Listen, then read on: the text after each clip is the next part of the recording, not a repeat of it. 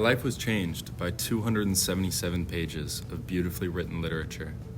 It was within the walls of my sophomore year, 7th period language arts class, where my teacher handed me a copy of Catcher in the Rye by J.D. Salinger.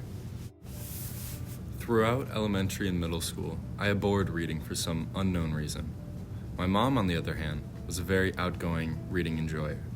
She had always been encouraged by her mother and read all sorts of things since she was a child. And she tried her best to get me to pick up anything besides a picture book. To her futile efforts, no book ever clicked like they said it would. I would come to understand what she meant as I grew up, but at the time, it just sounded like she was just making things up to influence me. Middle school me was the worst about reading, but I do remember reading one book all the way through during this time, and it was Lord of the Flies by William Golding. The only thing I thought after I finished it was that it was just strange. Why had things turned out the way they had? Why did the characters that passed have to die? I thought you would just understand a book when you finished, but this wasn't the case. But that interest was stifled because of the people I surrounded myself with and their complete distaste of reading, and it ended up staying as just a question in my mind.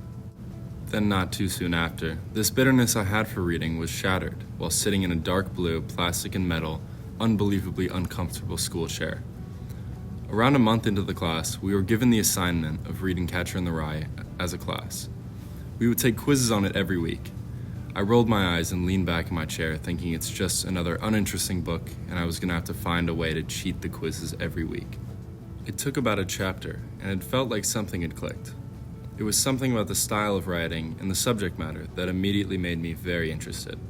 It felt so fluid and full of life. I got through the first 2 chapters in the class time we had left, and I had already felt a warmth emanating from it. I went home that night and finished the rest of the book in one sitting. Every new chapter felt like a gift of new ideals and perspectives on the way Holden views life. It was an outstanding and noticeable difference than when I read Lord of the Flies, because I noticed that this was indeed unique, but with my matured perceptibility of second-level topics, I was able this time to discern that this was a very profound piece of literature that had a lot of insight to offer. The carousel scene in Catcher in the Rye had impacted me heavily because it is where Holden finally realizes that his views are wrong and that children should be allowed to take risks and deal with the consequences simply as part of growing up. This scene was the one that made me fall in love with reading.